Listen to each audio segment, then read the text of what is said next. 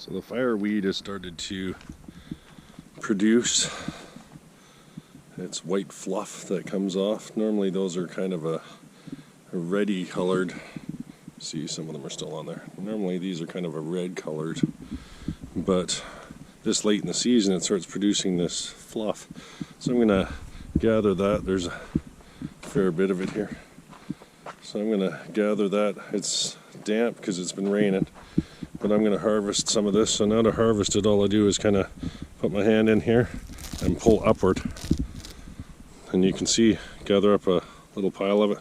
So I'm going to gather up more of this and kind of get the moisture out of it and let it sit and dry for when I make the fire later on. But I'll gather it now just because I stumbled upon these resources, so I might as well harvest them while I'm here. So as you can see, I harvested off a couple heads of the fireweed plant. This white, oh, there's bugs in it, but I can get them out of there. But this white fluff makes an excellent fire starter. It makes like a flash tinder. When you, well, you know, I got to dry it out a bit, but when you throw a fair rod spark into that, it'll just go. It's almost like a cotton ball. It won't burn quite as long, but similar kind of properties. Of you know, it's great for kind of just getting the fire started. Like I say, it's wet because it was raining earlier when I was hiking earlier, so you know, I'll have to throw this into my bag and put it in a nice spot to just kind of let it dry out and that kind of stuff, and pull it out and let it get some air to it later on once I kind of get to where I'm going to set up my camp location. But either way, it's a good score to have.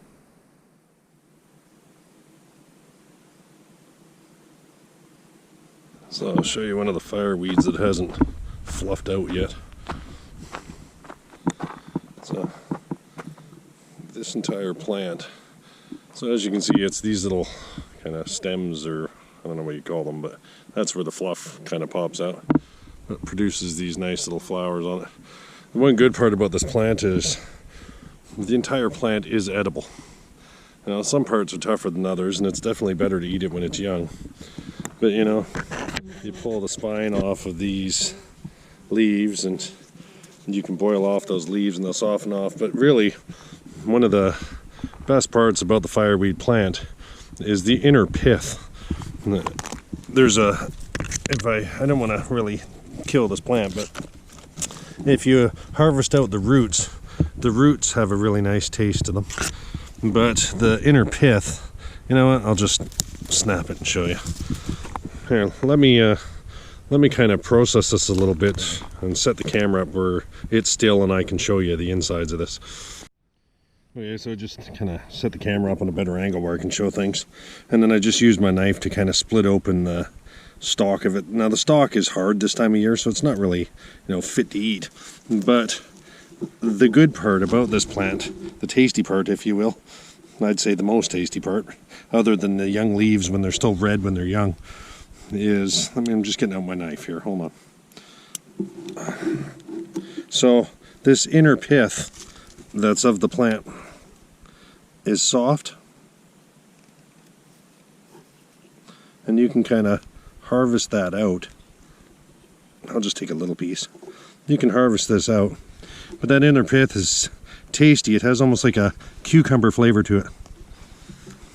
It's like a sweet cucumber. Or celery almost. So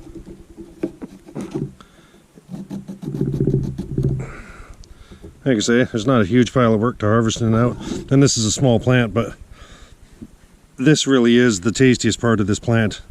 You know, the flowers are okay, the leaves are okay, and the leaves normally got to boil off a fair bit this late in the year, but the inner pith of this plant is really quite delicious. So if you're in a survival situation, you definitely want to look at harvesting this stuff out as a tasty edible treat. Close up of the flowers. The flowers have a bit more of a bitter flavor to them. They're not, you know, super bitter by any means, but like I say, they're tasty too. But they aren't quite as good as the inner pith. They're just easier to harvest off the flowers. You know, like I say, this late in the year, a lot of the flowers have kind of come off and that kind of thing, but easier to harvest these than the inner pith, but not as tasty. So I'll just do a close-up of the leaves as well. They're edible, but more bitter than the flowers even. So what I would tend to do with these is, you know, you can eat the whole thing of them, but either way I kind of pull off that tough center stem part, and just kind of, you know, pull it until it just wants to give on its own accord. But the center stem is far more bitter than the rest of the leaf. But either way, normally you can eat these raw, you know, but normally these are far tastier if they're kind of, the center stem has been pulled out of them and you've boiled them off in water, and even do a change of water. Like I say, there's a little bit of bitterness to them. A lot of wild edible plants have that. It's probably the more bitter part of the plant. You know, at this point in the year, like I say, they say all parts are edible, but I wouldn't want to eat that stalk. It's too late in the season, and it just becomes really stiff. The inner pith stays soft and tender throughout. You know, that really is the treat of this plant. And I could sit and eat this stuff all day. It's quite tasty. But yeah, there you have it. That's fireweed. You know, it's not only good for producing, you know, flash tinders and that type of stuff once you dry out any of the fluff that comes off them, but it's got lots of edible bits. You can see we got grasshoppers here. They can be cooked. Put them on a small stick, cook them over the fire. Potentially they have parasites and that type of stuff in them, so you got to be very mindful of cooking them thoroughly. We also got plantain. It's getting a little late in the year, and this is rocky soil that I'm walking through. So, you know, the plantain here aren't ideal, but these are an edible plant. They're good for you. All sorts of goodness in them. You see, there's kind of threads that run through them. It's a little bit tedious, and you'd want to do it to the bigger plants, but if you need to make fine cordage, if you pull the threads out of here, you can use them to make cordage material for things more like fishing lines and that type of stuff. They're fairly strong for their size, but like I say, primarily this plant's mainly for eating. Red clover. The white clover is just as good, but you know, you've seen these before. 3 or 4 leaves on them, you know, 4 leaves, good luck, that kind of thing. But the good part about these plants, other than the fact that they're totally edible, the good part about these is they're 20% protein, you know, when dry weight. So when it comes to, if you're not harvesting animals and that type of thing, and you're wanting to get a protein supply into you, clover heads are one of the better plants to have for that.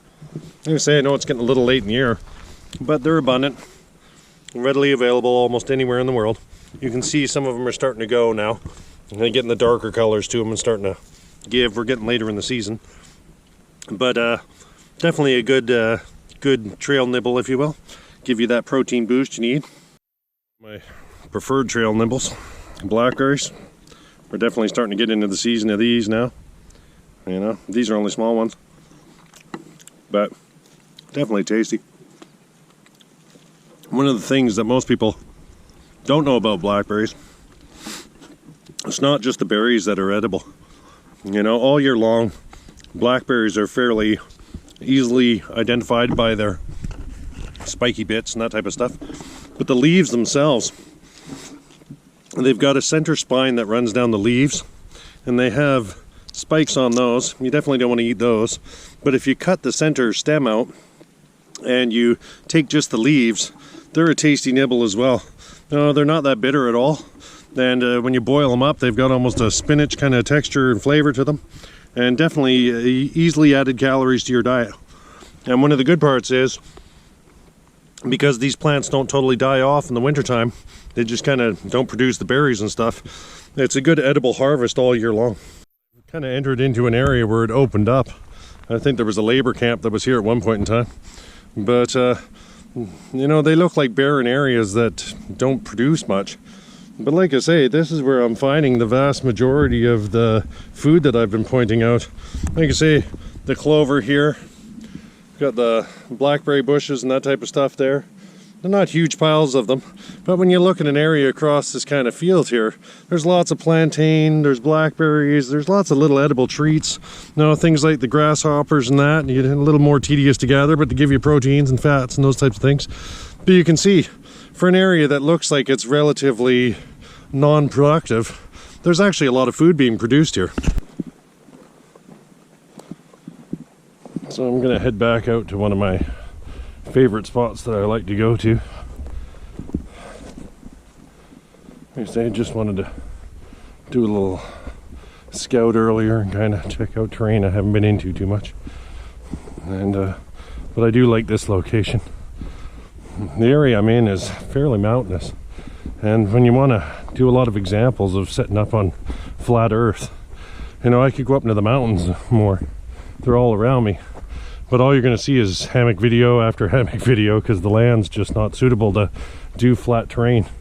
And in the area I find that I'm in most often, I would always be doing hammock videos all the time, and that gets dry. So in order to make it more interesting, I come back to areas that I know I've got a little flat piece of earth. So like I say, I just kind of set my walking sticks down for a minute, and I'll strap my bag to this tree and get the camp going here.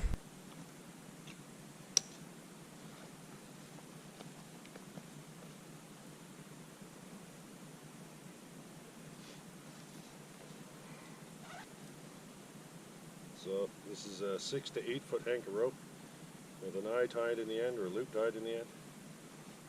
I use these in almost all my videos. I tend to be very cordage heavy when it comes to things. I find the versatility of having good cordage and knowing what to do with it allows you to do a lot of different stuff. So right now I'm just looking for a stick that'll be suitable to kind of set the bag up on. That might be more than enough, but either way, I'll just make it work. So I just wrap the loop around the tree. I feed the tag end through itself. I'm onto the tree now. Really simple. Do a Marlin spike hitch, which is a loop, and then you reach through, you grab the cordage coming off the tree, you kind of pop it open as a pocket, set my stick through, and then I just apply tension to that knot, and that Marlin spike hitch now secures that stick to the cordage, which is strapped to the tree. I do this pretty well every time I go out into the wilderness, if there's trees available and that kind of thing. Just gets me up off the dirt. You'll see that in a lot of my videos. One of the key things in my perspective is getting up off the forest floor. You know, try to be up closer to stomach, chest height for a lot of the stuff you do. It just adds to the comfort level of your entire camp. So I'm just going to gear down, kind of catch my breath, and I'll cut to the next scenes. Okay, so I'm just going to scout around the location I'm in. I'm looking for 3 sticks. I might have to clean them up a bit, but 3 sticks to make a tripod out of. This area looks promising. So I want the sticks to be about 6 foot, 7 foot in height or so. And you know, the diameter has to be maybe twice the size of a thumb. So I'm just going to try to find those sticks, and I'll cut back. I just need to make a tripod to get my camera up so it's up at eye height and I can just film better. So I know at the beginning of this video kind of talked about edibles. Here's another one. You know, most people might not think slugs are the most appetizing, but really if you cut the underbelly of the slug, you can gut them, and then you got to really cook the hell out of them. Make sure that they're cooked really well. They potentially have parasites and that kind of stuff in them, but good proteins, good fats. You know, the taste isn't the best if you're not in things that have a flavor like escargot, but you know, if you cook them up in a boil of water first and then cook them off in a pan or something, they'll cook off and taste just like escargot, which I think are quite tasty. But either way, there's another wild edible. And a few steps later, and there's another slug. The area I'm in has lots of slugs. It's very moist in this area, so you could easily gather up enough slugs to make a meal. You know, I know that doesn't sound the most appealing, but if you're in a survival situation, you want the protein, fats, carbs, all those types of things. You want to get the calories in you as much as possible. These are some of the easier calories you can get. And I took another couple steps, and as you can see, there's another slug there. There's another one there. They're all over the area I'm in. Like I say, not necessarily ideal for eating. It looks like there's a black chanterelle starting to just come up. That might be out in another couple months. We'll see. If I come back through this area, I'll see if those are growing in this area. They're a prime edible food here, if they grow up and they are what I think they are. But either way, I gotta cut back to get my tripod together. I managed to get my 3 sticks out of there. Like I say, they're anywhere from thumb thickness to say maybe twice as thick as your thumb. No, you don't want to go much bigger than that, or it just gets hard to do what I'm gonna do here. And I do this in almost every video. But like I said, I just got to kind of whip together my tripod to get things going. So we've got a loop of rope that's made out of 28 inches of cordage, paracord, that I've just tied together with some fisherman knots. I double them up on themselves, feed them around the 3 sticks, move back a bit to get that in camera better, and then I just twist the center pole. And I keep doing that multiple times until things tighten up on themselves. Now I've got a tripod set up where I've got something I can base and set my camera on that's close to eye height.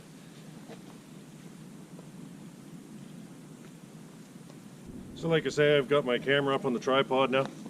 Like I say, it limits me when I'm using things like stumps and sticks coming off trees to hook my camera on to do the filming. You know, it just makes it more flexible to have a tripod.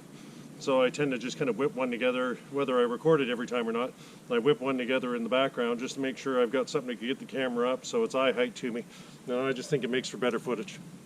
But I'll cut to the next scenes now. Okay, so I'm just going to pull out my rapid ridgeline.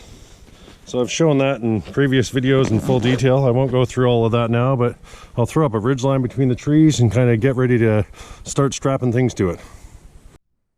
Okay, so I'm going to want my ridgeline to be above head height, ideally.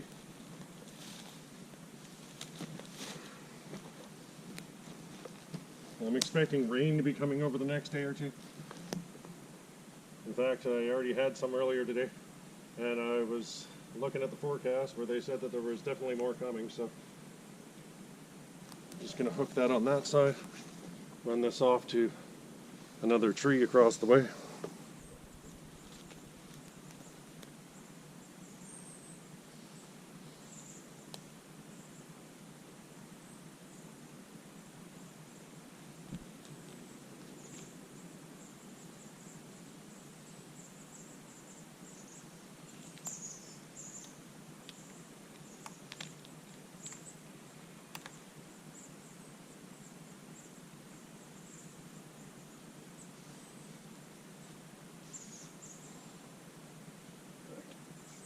Just too high on the sun a little bit. Bring that down just a smidge.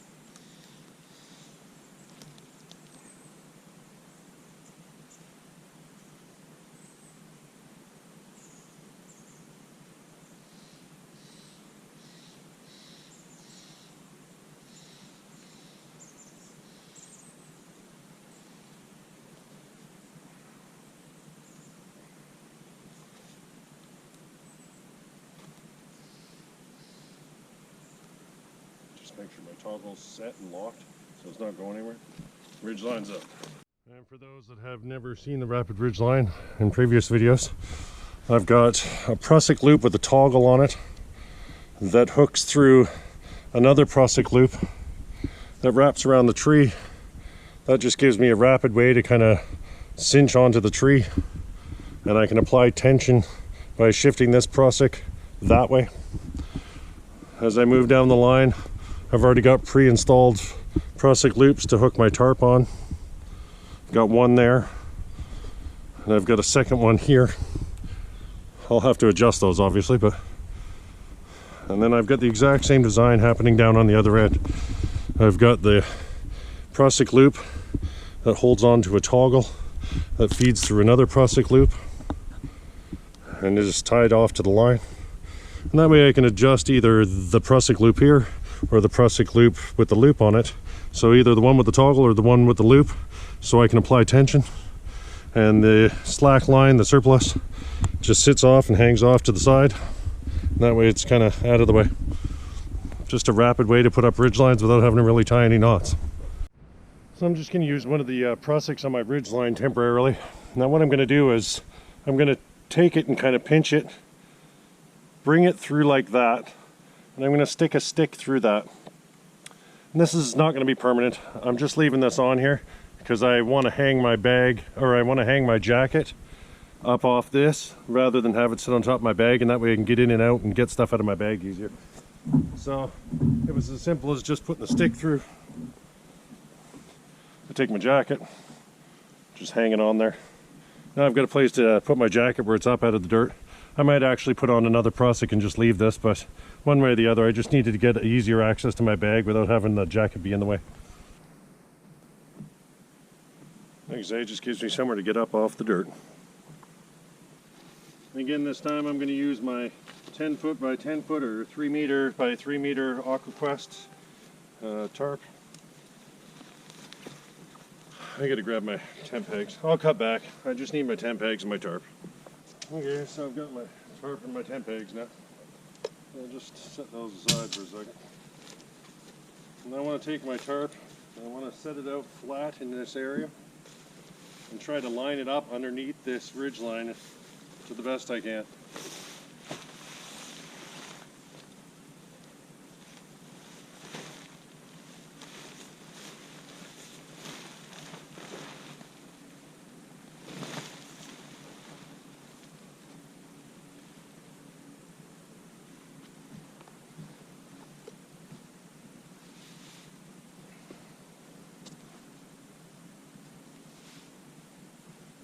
Within reason, I'm centered on it. So I'm going to put tent pegs in the back corner there and the back corner there.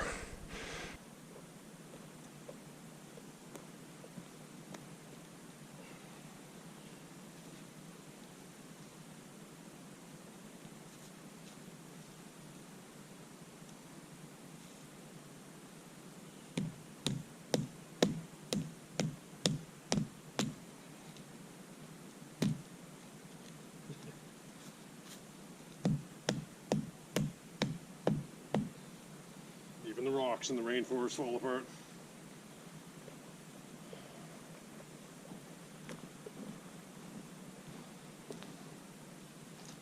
I know I should have my knee pads on, but...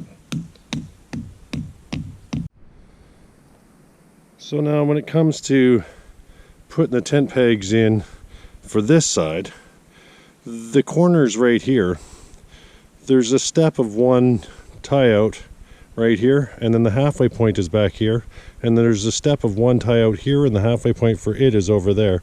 I want to take this tie out and this tie out, bring them together and tie them together, and it'll sit roughly right about there. So I'm just going to do that now. So like I say, I'm going to take this tie out,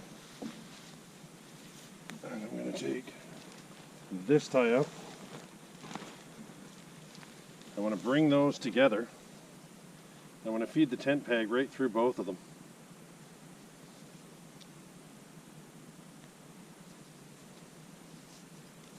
And then I'm going to make sure that they're within reason, fairly taut.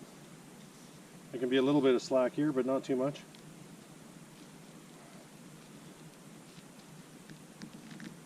I'm just going to loosely set that. I need to do the exact same on the other side. I'm going to take the two tie outs that are in from the corner one. Let's see if I can get my fingers in the right places. There's a tie out there and a tie out up here. I'm going to do the exact same. I'm going to bring those together and pin them down. So like I say again, I'm going to take this tie out, just set the corner in underneath. I'm going to grab onto that tie out, figure out where they come together. I'm going to want to peg those together.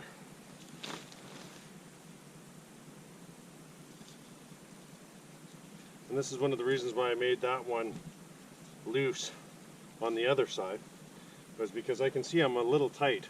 So what I'm going to need to do is bring that one in a little bit.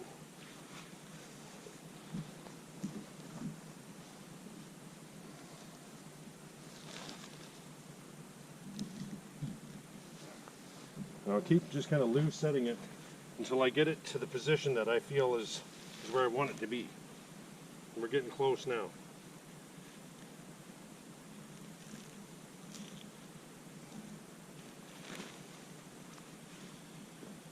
So now I'm going to pound in those two tent pegs. I might even tweak it a little bit. I want it to be centered to the back. So I can see I'm still a little bit off. I might bring this one just a little bit more in. Be roughly there.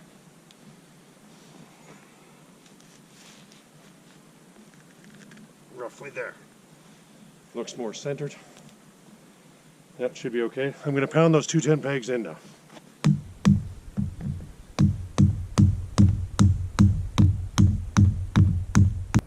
So now before I go pounding in this second tent peg, our final one really, before I go pounding this in, I'm going to just stop and I'm going to take a loop, just a small loop now. This one's only maybe 10-12 inches of cordage that has been tied in a fisherman's knot. I'm going to feed that through one of the tie outs and just kind of do a lark heads knot onto that tie out. And then I'm just going to use that to feed through instead. And there's a reason why I'm doing that, and I'll show you in a few minutes.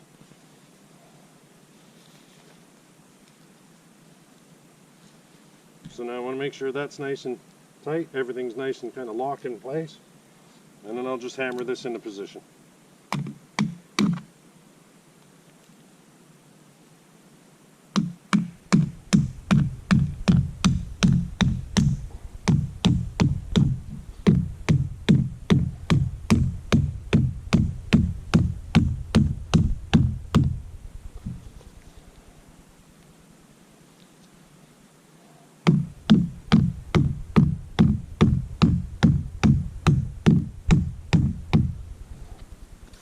Now this one has a little bit of room underneath. It still has a little bit of give, because this loop I want to be able to pop off and pop on.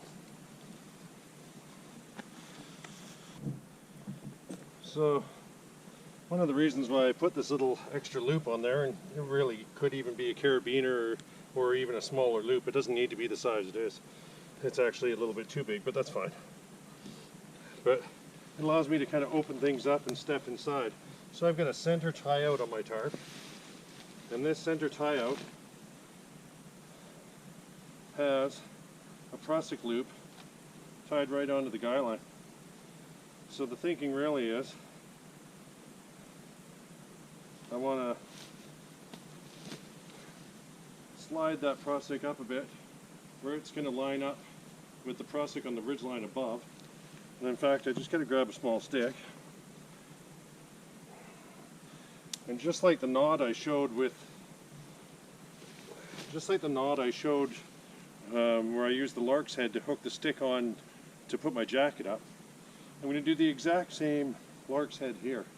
So I'm just going to kind of pinch the loop, fold it over on itself, reach in, and create an opening where I can stick my toggle through and just hook that stick on, make sure it's set on nicely. And then I'm just going to slide that up my guy line in the center, so I can easily hook it into the prusik loop that's on the guy line. And now I just want to pull back and apply tension.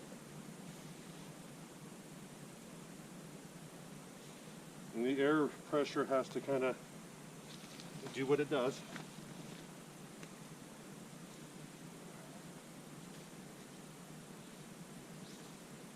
Now it allows me to kind of lift the shelter up.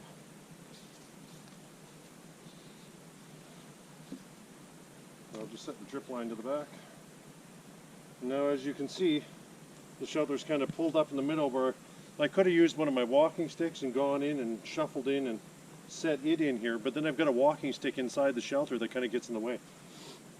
So with this set up like this, the loop that I had on my tie out, I could easily get in and out now of my shelter and just hook the loop back onto that tent peg. And now I've got a kind of a four-sided pyramid shape that's like a trapezoidal shape. Here, I'll do a kind of pan around of it and show you the shape of it. You're going to end up sleeping more in the back of the shelter as it's bigger in the back than it is in the front. But it allows for better, the last video I did a triangle pyramid, which is fast and simple to put up, but it sits higher than this shelter does. So if it was in higher winds, that pyramid shelter takes a battering because it's only got 3 sides, and the actual overall height of the shelter being higher just makes it that it's more of a sail with these flat sides. You know, by switching up to having a 4-sided pyramid shape, it helps cut down on any wind shear, you know, that you're going to have against the tarp if it does get stormy. So you can see that, as I step to the kind of front of it, you can see the back is far wider. Hopefully the camera's picking that up justifiably. But the back is like 10 foot wide, whereas the front is only about 6 foot, 7 foot wide. It's a fair bit smaller. But it does create this kind of 4-sided pyramid shape that is far better at dealing with heavy winds than the 3-sided pyramid one. The 3-sided one is great, it's simple, it's fast, but this one is a little bit slower to set up, not much, but definitely far better on dealing with heavy winds. Now when it comes to, if you know that it's not going to be heavy rain and stuff, you can see now there's some folds here where that center tie-out line kind of is left being loose and on the inside here, and on this side it looks a little bit tighter because the 2 tie-outs are just tied closer together, so it's not quite as noticeable. But if winds pick up with this on the inside, it would start to flap around, and I'll show you how you can deal with that as well. But I also want to show you how to kind of shift this to be more of an open door setup as well. But I've got to switch my batteries. My batteries are down to less than 10% now, so I got to switch up batteries. Let me kind of hook this back on the tripod and gear up to show you the kind of tweaks and modifications you can do to this shelter. So one of the tricks you can do with this is, if it does get windy, you could peg it down instead of having this loop tied on. You could peg it down like it was on the other side. That would help a bit. But if you want to have this kind of loop to give you an opening option, you can take the corner tie out that you didn't use before, you can kind of pull that out and just lock it in place, and it'll keep everything firm.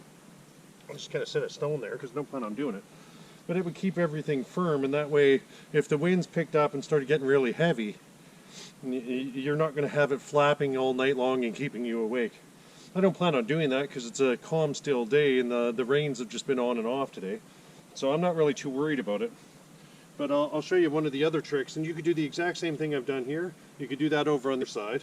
And if the winds were coming directly at this and you didn't want to kind of increase it, I could switch the loop and put the loop on the other tie out. I could put the loop on this tie out instead and have it that the line came off this way. So it was kind of lee to the wind, if you will. And that way it wasn't flapping nearly as much. But I'll cut angles here, and I'll show you how to set this up when the winds are calm to have kind of an open awning setup, which is the way I plan on having it this time. So let me just shift camera angles, and I'll show you one of the other tricks you can do with this setup. So to make this more of a open door configuration, I'm just going to pop that loop off again. Now, I could turn around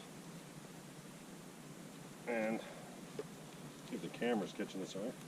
I could turn around and get my walking pole and kind of set that in place more here, and take this corner piece and peg it down.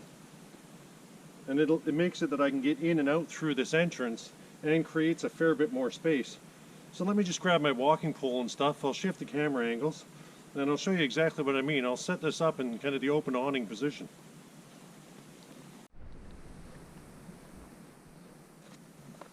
Okay, so as you can see, I took my hiking poles, and what I did was, there was a guy outline that I had on this corner, and this loop was on one peg in.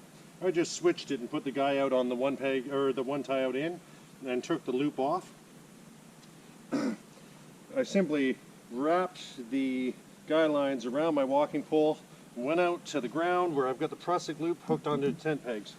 So I did that on the slack part where you could open it up.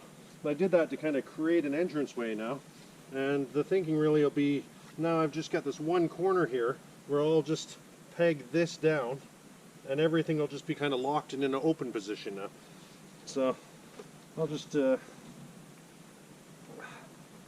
grab my, I was running shy on 10 pegs, so kind of lucky that I had a couple aluminum ones sitting in the bag still, but I don't normally like using these too much, and I find them to be fairly flimsy. I won't set them in super tight, but it shows you that create kind of an open entrance now. It's a little low to get into, but the amount of actual space now inside the shelter for a 10 by 10 tarp becomes fairly substantial. You could easily have 3, maybe even 4 people sleep in this shelter and have it that's very good for wind resistance and keeping people, you know, kind of out of the wetness. So, and there is these additional tie-outs that I have that are sitting along these lines. If I had more tent pegs, I could easily kind of peg those down. I don't feel it's necessary at this point, but I've got a good 10 foot wide in the back, and then now with it being open, there's a 10 foot length that runs from one end to the other this way. And then, like I say, the entrance sits about thigh high roughly, so you do have to kind of crawl to get into it. And then we still have it with this little flap on this side, but it starts to become fairly minimal. Now, like I said, I could easily turn around and pull this one out and tie it off like I was talking about earlier, but the winds are fairly calm, so I don't feel that's a necessity at this point in time. But as you can see, it creates a very large shelter for a 10 by 10 tarp. So I'll just kind of get into the inside of it now. I'll stop and cut angles here. Okay. I might as well pop off the trusty stool.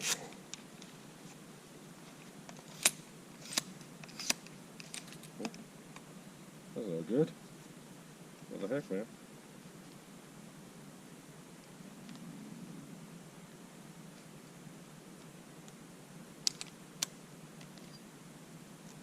Well, that hasn't happened before. I have to look at that closer.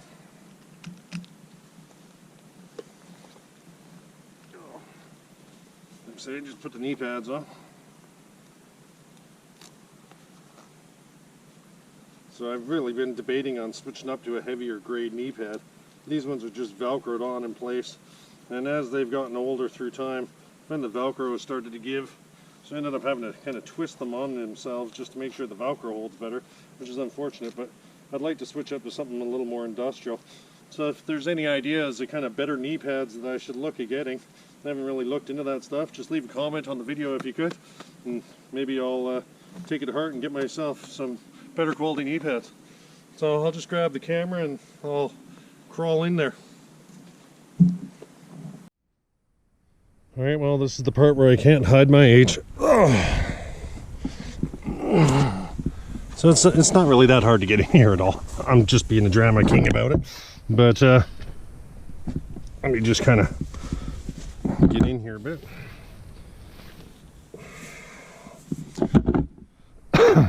Sorry about the shoddy camera work, but it's a little awkward moving around in these shelters. But just kind of sit so you can see there's a substantial amount of space in here.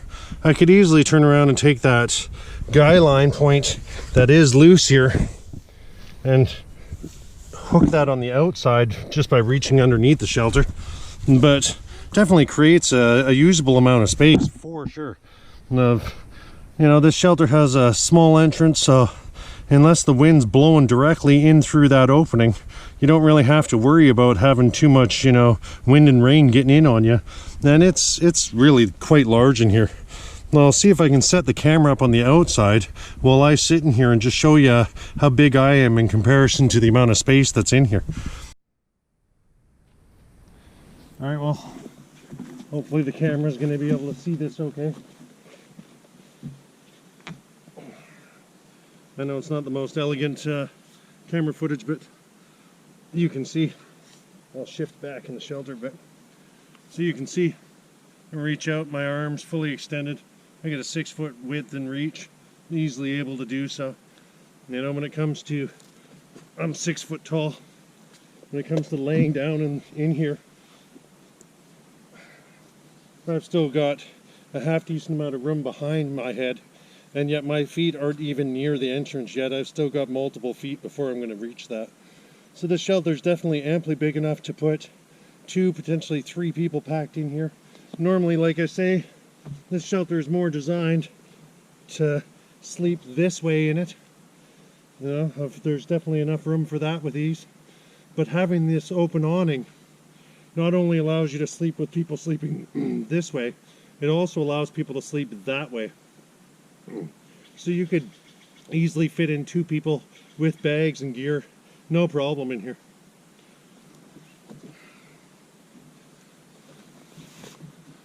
So like I say, this is the trapezoidal pyramid shelter where I've modified it to just have the awning opened on it. And it's a great little shelter when it comes to, you know, wet weather conditions, and if it starts to get windy and that kind of stuff. This type of shelter will definitely help alleviate some of the weather and the elements, if you will. Even though it's only a 10-foot square shelter, you know, if you had to, you could pack a family of 4 in there, you know, a mom, dad, and 2 kids, and at least get them out of wet weather, and it's fairly rapid to set up. So, you know, it's if you need to have the family stay dry, this would be a good shelter to do so in. So, as one last kind of finishing touch for that folded flap that was sitting in there, it was kind of in between the two, if you will. So I just pulled that out, even though the awning's up. I pulled that out and pegged it down as such. And that way you can see there's no chance of the winds, if they did pick up, kind of causing that to flap and become annoying in the middle of the night. Just kind of tighten one last way to tighten everything down, right? So, as you can see with this shelter, gives a substantial amount of coverage. Very efficient design when it comes to the use of space. And the space is very usable. You know, there's definitely enough height in there that when you're sleeping in there, there's no issue. You don't have the tarp touching you or any of that business. Alright, well, I hope you like the shelter design. Something a little different you can do with a 10x10 tarp. Like I say, just, you know, instead of just setting it up as being, you know, something to cover your head from the rain. Definitely a good way to set it up to be a tarp shelter. But I'll cut on to the next part of the video now. There's other things to be done. So for the next part of the project, I'm going to need 6 or 7 sticks, 7 sticks actually. But, so there's lots of deadfall and that kind of stuff. I want them to be about the same length as the ones I grabbed for the first tripod, so 6-7 foot in length. So, and as straight as I can get them. So I'm going to go try to find 7 straight sticks within reason, and all about the height of a man, and I'll cut back. Okay, well, I have to shift gears for a few minutes and just throw up my poncho tarp. It seems like the rain's starting to come again. The forecast called for it to be raining and on and off throughout the day over the next day or two. But I just heard it hitting the tarp. It's kind of settled again now, but I'm just going to throw up my poncho tarp just to give me a little bit of a dry area if it does start coming down heavy. So I'll delay in the other project that I'm working on. I might even shift that a little bit to how I'm going to do it, but you'll see as the video goes on. Either way, I want to get a tarp up to make sure I get some rain coverage. I'm going to need a couple more projects on this line. I might use the one I've got my jacket hooked on, but I'm just going to hook a project on now. Try to do this in the camera as best I can. So it's one of my standard loops of rope, right? I set the knot kind of off-centered a bit because I don't want that to be right lined up with everything. And I just want to kind of wrap it around, and I want to go to the outside with those wrappings.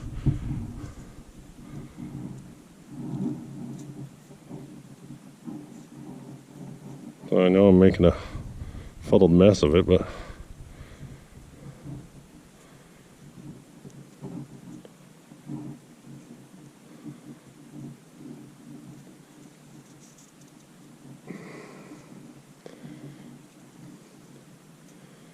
it should look like that when you're done.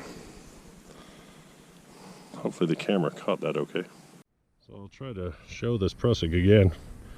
Like I say, the knot that's on there, off-center it a bit. I want to wrap the line around the outside, and you could just roll the inside one with the knot on it. You could just roll that as such, and you'll achieve the same effect. You just want to make sure that knot doesn't cross over itself as you're applying tension. It'll want to. It's just the nature of how the cordage wants to hold to itself. But like I say, there.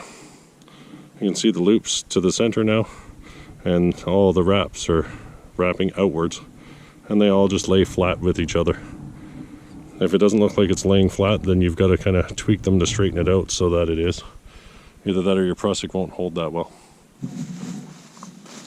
Okay, so I'm just going to grab my poncho tarp now. I know I never really use this as a poncho, even though I'm in a rainforest.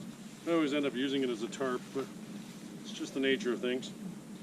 So I'll set one of these prusiks down the line that way. And I kind of just form that lark's head like I did earlier to hang up the jacket and to put the tarp up.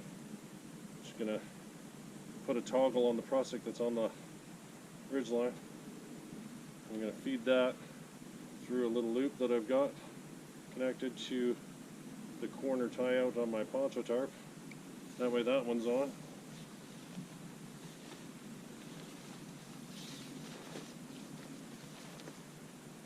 And this side, just have a little bearing. Just feed my prusik from the ridge line through. I'll do the lark's head after the fact now, if I can get away with it.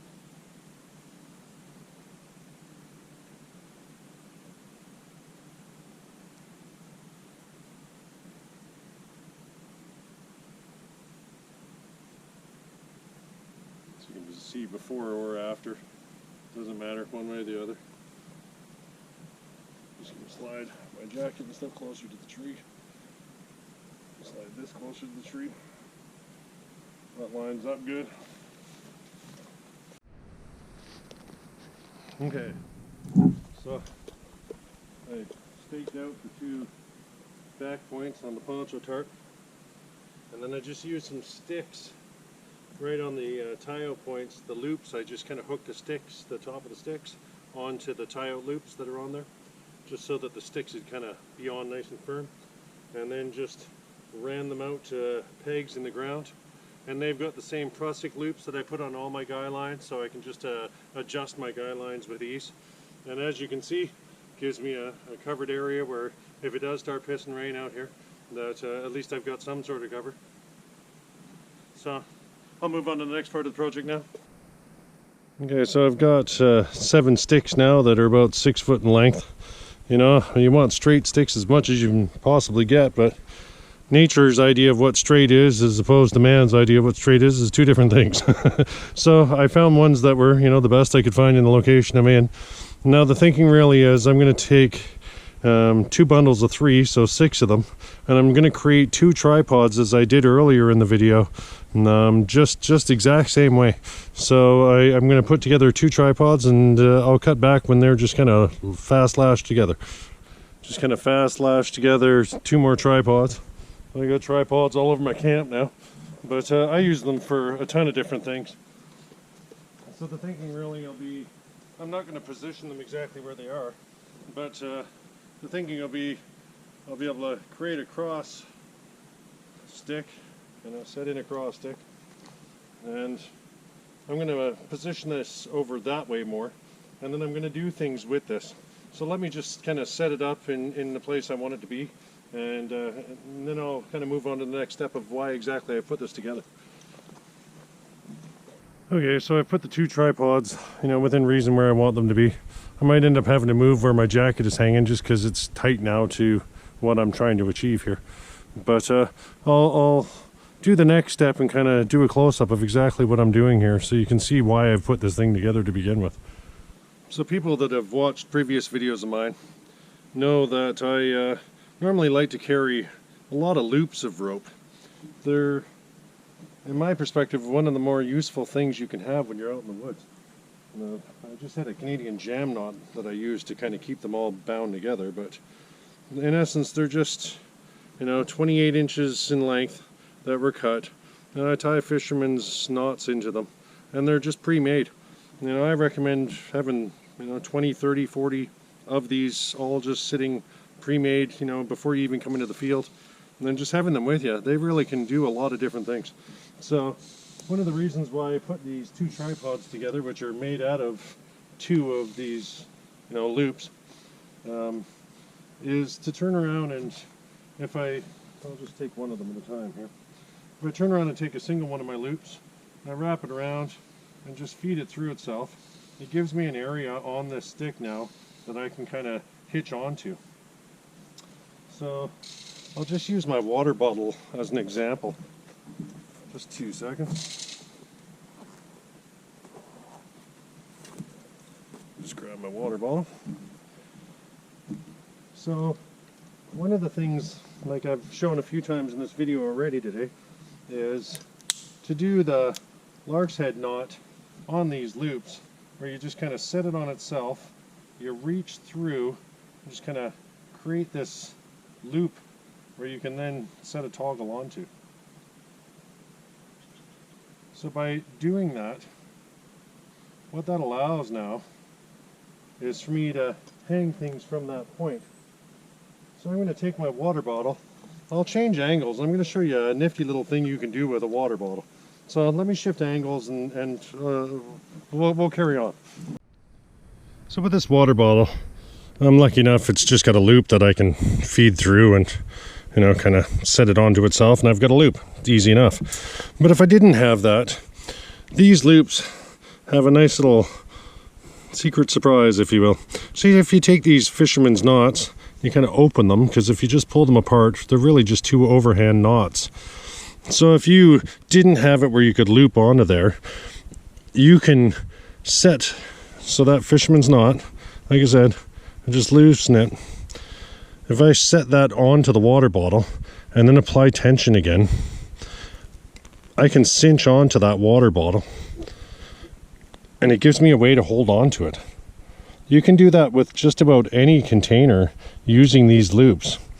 So the handy part is, even if you don't have, a little eye to hook onto or that kind of thing, as long as your container isn't absolutely straight and smooth, and even sometimes if it is, if the material's got any type of grip to it just naturally, one way or the other, you can create these loops that you can then use as kind of handles to pick it up and carry it. In this example, we're going to be using it to hang it from those tripods, that tripod ridge line thing that I just put together. So I'll just cut back to that now. So when I come back to my two tripods with the cross beam, as you can see, I can easily just suspend things now. And it's flexible and it's designed that way. I could switch this up, and anything that has a way to kind of just toggle and hook on. I can hang hats, I can hang water bottles, pretty well anything. In this situation, a couple loops of rope have, and a few sticks or twigs have given me the ability to kind of get up off the ground.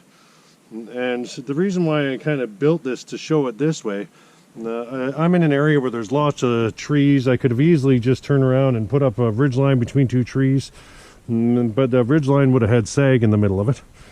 And or I could have easily just fast lash on a stick between two trees.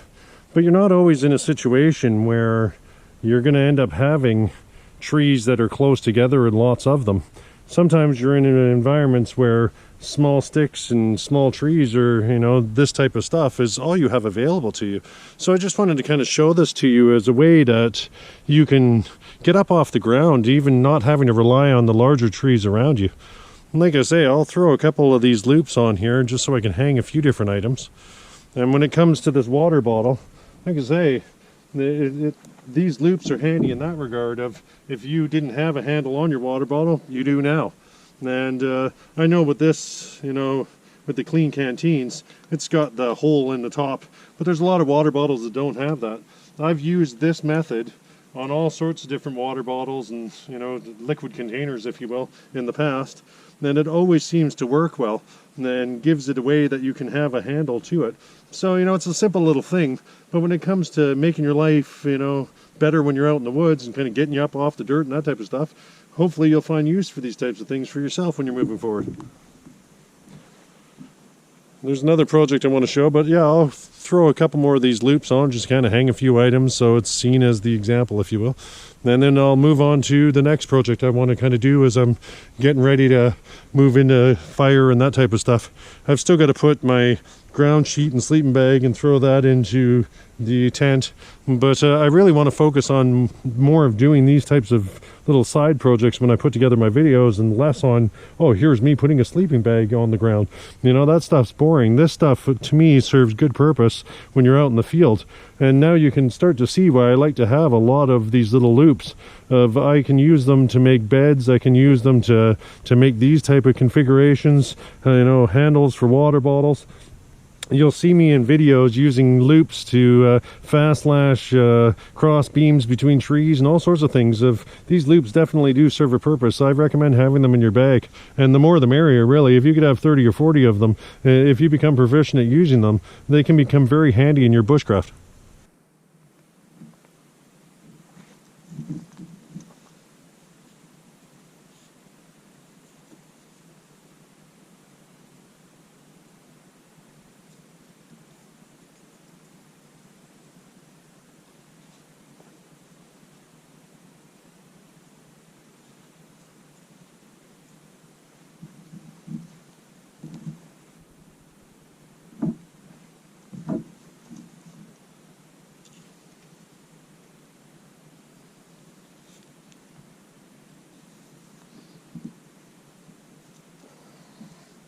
Like I say, to me, the more you can get up off the ground. You know, if it starts raining or anything, yeah, you might get a bit of rain on things, but if I pull this in underneath the tarp, it'll keep it all dry. But if it's sitting down on the ground, the gear is all going to get wet. It's just that simple. So, the more you can get stuff off the ground, the better off you are.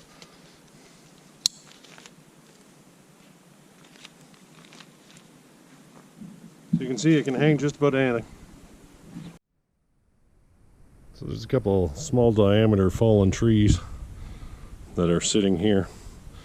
I'm going to harvest one of those and try to get it to be as long as I can. And like I say, there's my water out there. I don't know if the camera's getting it all right, but I'm right on the edge of the water pretty well. But either way, I'm just going to grab that one that's already been cut there, the lower of these two, if you will. And I'm going to see if I can get that long enough to do what I want it to do. And if not, I might have to use the one above it.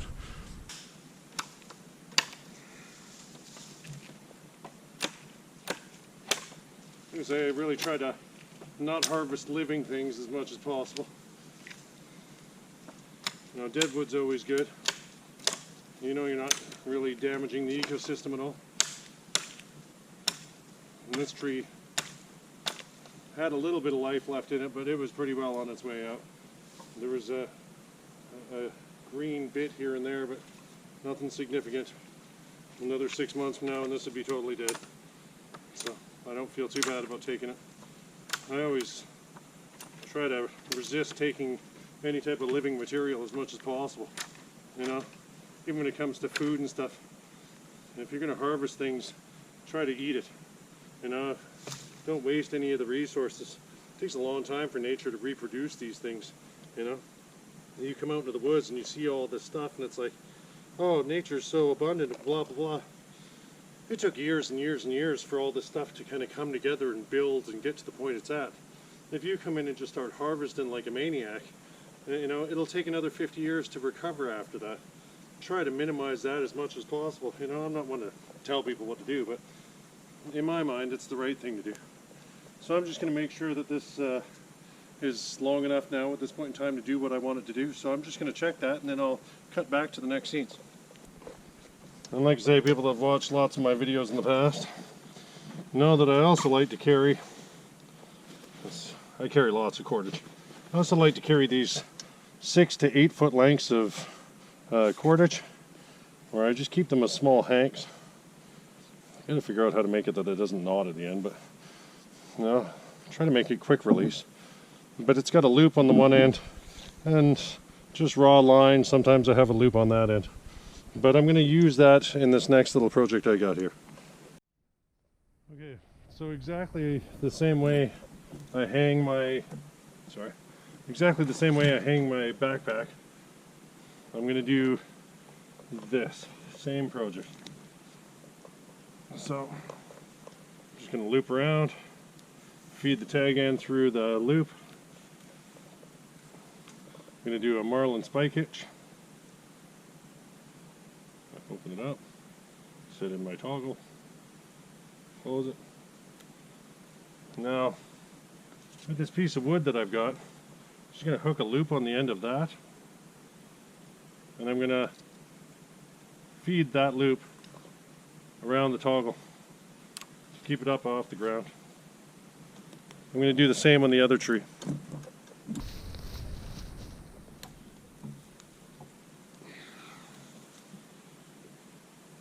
Put my tag end through the loop. The Marlin spike hitch. Put in my toggle.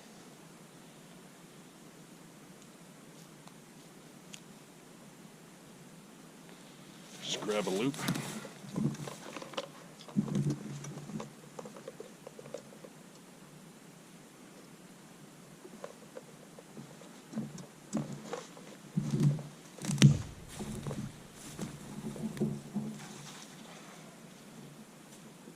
Put the loop on the wood to begin with. Just going to hook that onto the toggle. I've now fast lashed up a horizontal beam, if you will, between these two trees. The weakest part isn't the weakest part of this whole setup isn't even the rope. It's the wood where it's so thin on this end. But unfortunately, the distance between these two trees was fairly significant. That was the largest piece of wood I could find that'll do this job, so you know, it is what it is. It's quick and easy. You can have horizontal beams up and running with wood. Like I say, I'm a little unfortunate that I had to use the size of the wood that I'm using. Would have been nice to go with a little bit larger diameter, but it is what it is. You know, when you're out in nature, you use what's available to you. So this is what I'm going to use for my fire when it comes to setting up my fire. You know, I could have easily used the tripod that this camera is sitting on right now, but I want to show you guys different things in the videos to kind of, you know, have it that you're not watching the same thing every time. But I'll show you exactly how I'm going to end up hooking up the pot so I can hang it over the fire and make it adjustable and that kind of thing. I'll cut scenes and move into that area next. Okay, so I'm going to do something similar again, where I've got a shorter piece of cordage. It's maybe only 3-4 foot in length, and it's got an eye on the one end just the same. So what I'm going to do is just hook that onto this branch, feed it through itself, just so it's, you know, set on there. And then what I'm going to do is I'm going to take a small loop that I have. It's only maybe a 12-inch piece of cordage that's been fisherman's knot tied together to make a loop. And I'm just going to hook that right onto the tag end, and then I'm going to do a modified Fairmont hitch. So I'm going to turn around and put a loop in the line. I'm going to wrap that loop around the main line 3 times. And then I'm going to feed the tag end through, but not all the way. I'm just going to make it be a bite. I've shown this knot in other videos that I've done.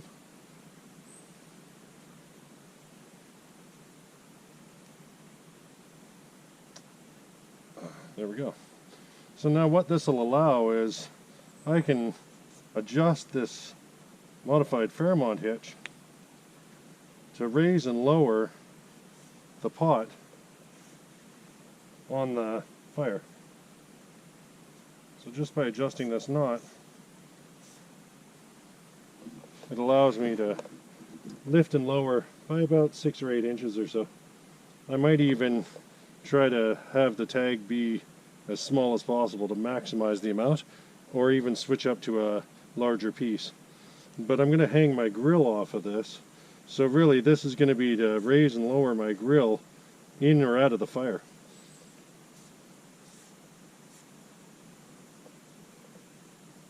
In fact, I might not even put the grill on this time. I might just throw on a pot and hang that on the fire just to boil some water, because I really want to boil water more than I need to grill anything. I didn't bring a steak this time. I know, it's amazing, I hear you, but I didn't bring a steak this time. I just brought things that boil to cook. So I'm just going to debate on exactly how I'm going to move forward on this. But in essence, if I turn around and do the exact same thing I've shown throughout this video, where, you know, on this small loop, turn around and make a lark's head knot again, and I can put a toggle onto that. Now the bail handle of my pot, I can just hook right onto that toggle and lower that down and into the fire.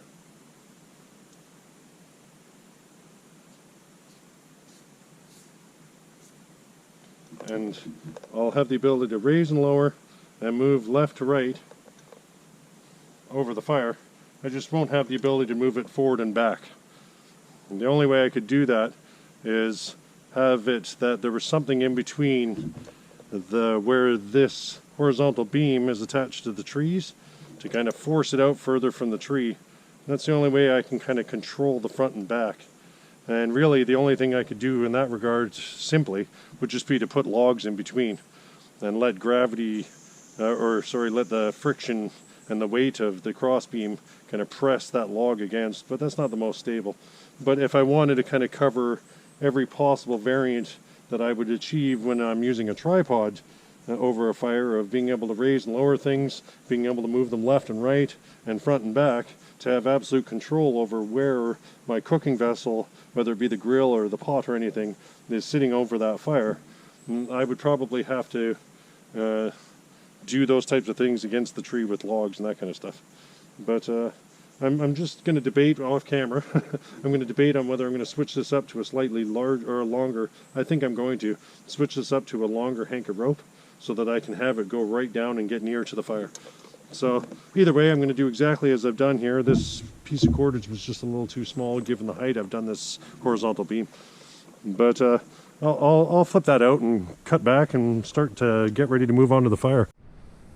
Okay, so I just hooked on my water bottle. I switched this up for a longer piece of cordage and raised my bar a little bit so that I could play with the length of the line, because really it's going to half whatever the distance is half that I get for the adjustability of it. So, but I'll raise it up now so you can see.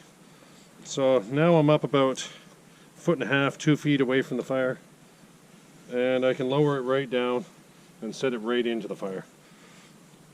So it gives me a certain level of adjustability. Like I say, I really do prefer just using the tripod method, but you want to show different things all the time, right? So I thought I'd stop and kind of show something. That's why I was taking my break there.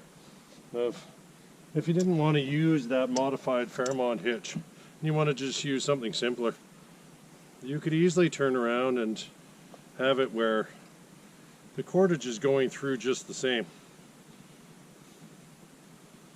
But instead of doing the Fairmont hitch where you're only going to have a maximum ability of half of whatever this distance is to adjust, if you turn around and just wrapped back around that horizontal beam and then just set a little half hitch with a bite into it, you can adjust it that way as well, and it'll lock and hold.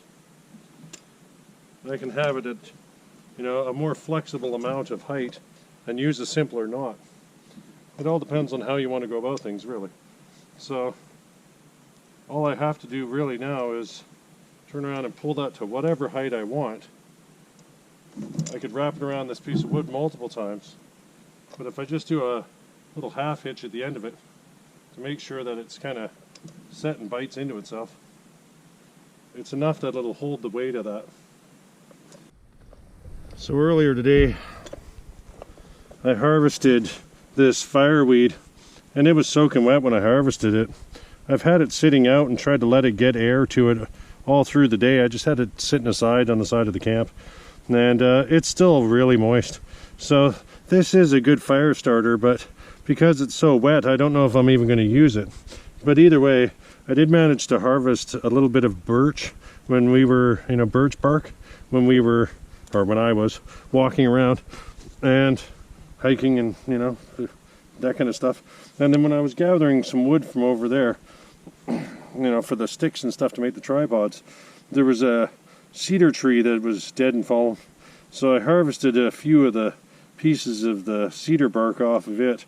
I'll probably end up using the birch bark and the cedar bark and just saving this fireweed fluff for a future video. It just really needs to dry out or it's not going to be effective at all. Okay, so I broke the cedar bark up, got a bit of fluff off it, but didn't need too much where I've got that birch bark that over there. So I got my twigs set aside, larger twigs, even larger twigs. So I've got to stop and kind of get my larger wood beyond this ready, but this should be enough to get the fire started and going for a little bit.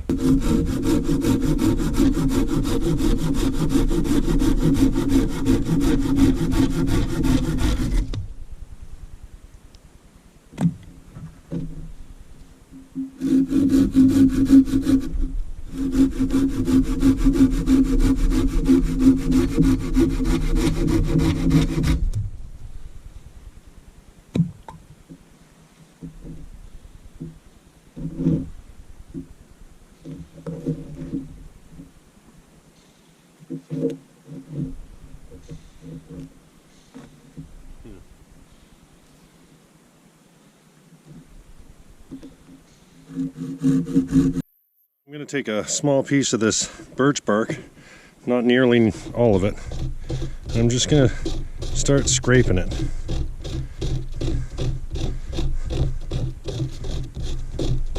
I don't want to puncture through. I'm just trying to build a little pile of really fine dust and powder.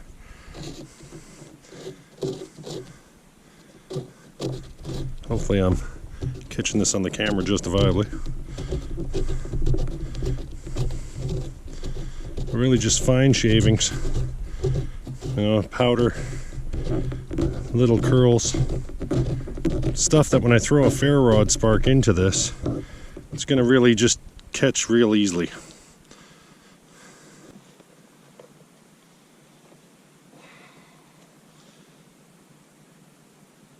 So like I say, I've got that fine shavings that I just made.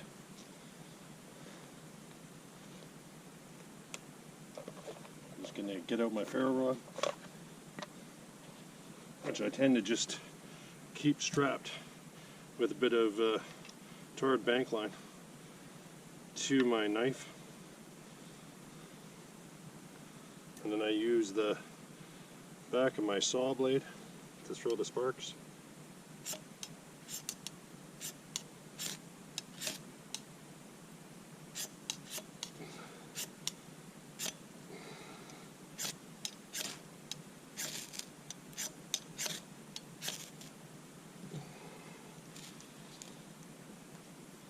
You can see that birch bark gets going very easily. The volatile oils in it will burn with very little effort. Get a little pile of that going. I use that to get my cedar bark going. Cedar bark goes very easily as well. But everything's really just moist in the environment I'm in. There's been a lot of rain here lately. So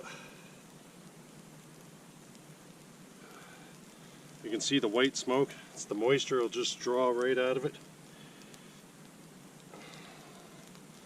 So I'll let the heat just kind of build and potentially even get a bit of air into there. Try to get that cedar bark going.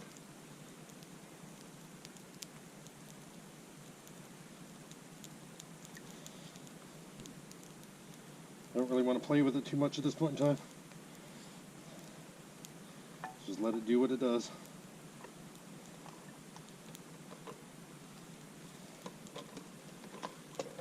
I'm going to use the twigs to... I don't want to set them down. I want to just float them over top of the flames. If they start to take really well, which they are, then you can set them down.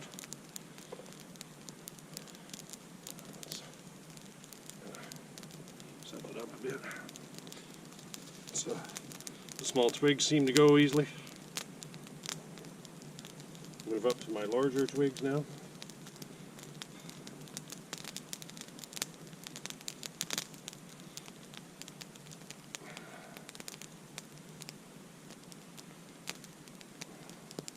And really, like I said, you can see the whiteness in the smoke.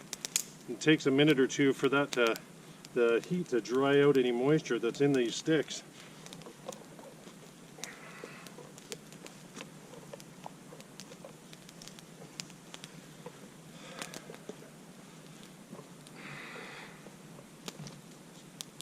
So now I'm up to the largest of the sticks that I have.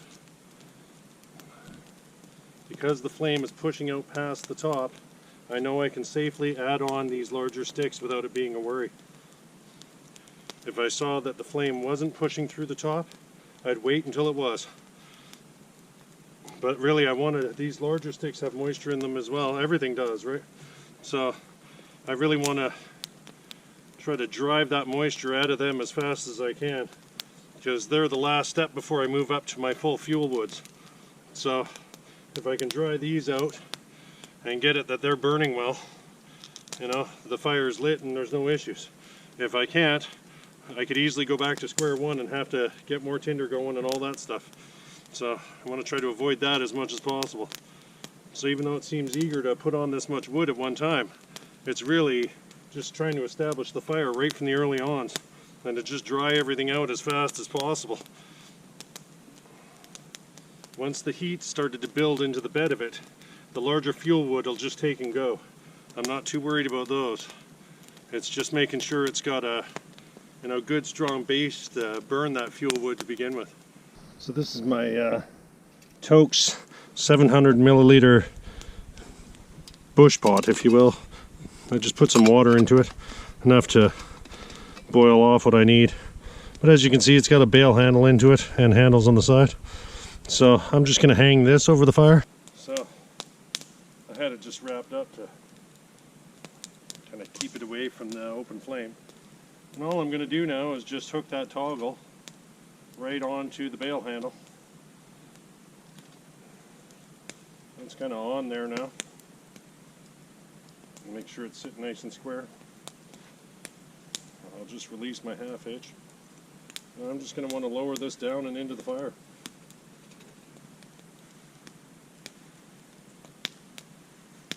As you can see, you can get fine control over it. So it's only been a couple minutes, but I can already hear the water starting to simmer in the pot. Shouldn't be too long for this to come to a boil. So hey there, fellow YouTubers, Frank Bush here again. So thanks for joining me on another one of my bushcraft adventures. I hope you enjoyed the pyramid tarp that gets modified to have an awning and that kind of stuff. You know, and the double tripod with the cross beam so you can hang items. You know, and the cross beam over the fire, that kind of stuff. Like I say, I try to do different things in my videos and mix it up. But I hope you enjoy the concepts behind what I've done here. They're flexible. You could do 50 different things from sideways with these ideas. But if you like this type of content, please like, share, and subscribe. And thanks for watching.